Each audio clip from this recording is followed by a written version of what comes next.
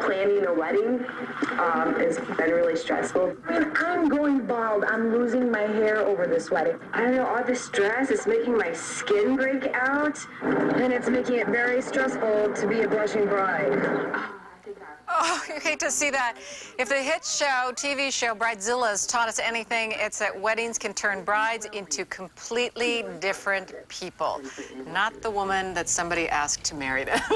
We have relationship expert Lynn Shine joining us to explain Bridezilla's, why it happens, what you can do to actually just kind of tamp it down. What is a Bridezilla to begin with? Well, a Bridezilla is somebody who, and we all know some Bridezillas. When you're going through a wedding process, you really believe, it's one of those things you really forget that other people have gone through it, and you're self-focused, somewhat selfish, you go through mood swings, and very, very controlling.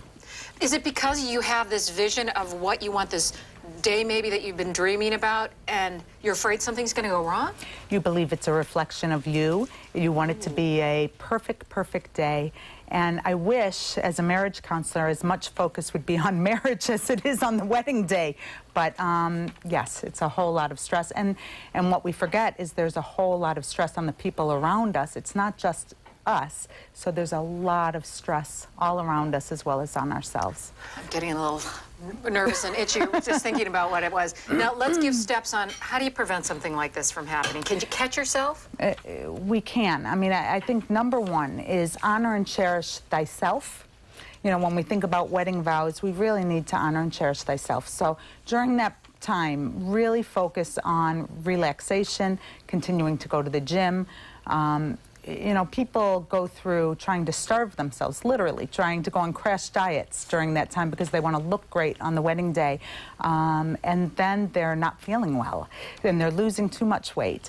Then they're not sleeping well. And so you have to really focus on taking care of yourself, maybe having some spa days or taking care of your nails. Or so sleeping and eating is very important. The other part is really respect and honor and cherish the people that you love around you, because it is, like I said, a special day for your mother that's been planning it forever, your in-laws, your spouse's parents. You have to respect them as well, even though that's difficult sometimes.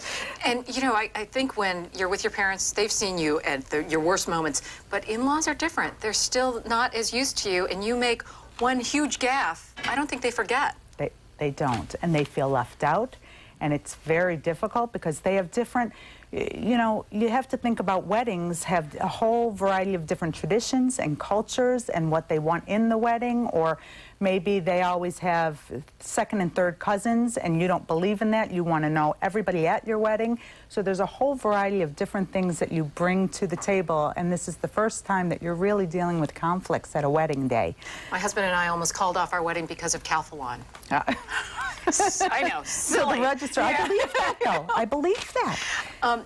How can, just give one bit of advice, should they be talking, should the brides to be talking with their future husbands and explain, you know, what this means to them so that they understand that you're not like this normally? Yes.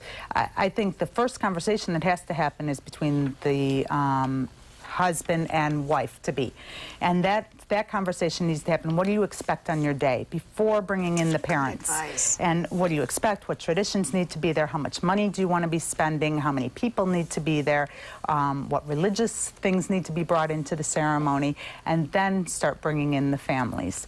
That needs to happen first. That's excellent advice. Be honest right up front. You gotta be. That's right. All right. When you come back, like in a couple of weeks or something, we're going to talk about Wifezilla. Perfect. I can relate to that. After the wedding, what do you do? Great.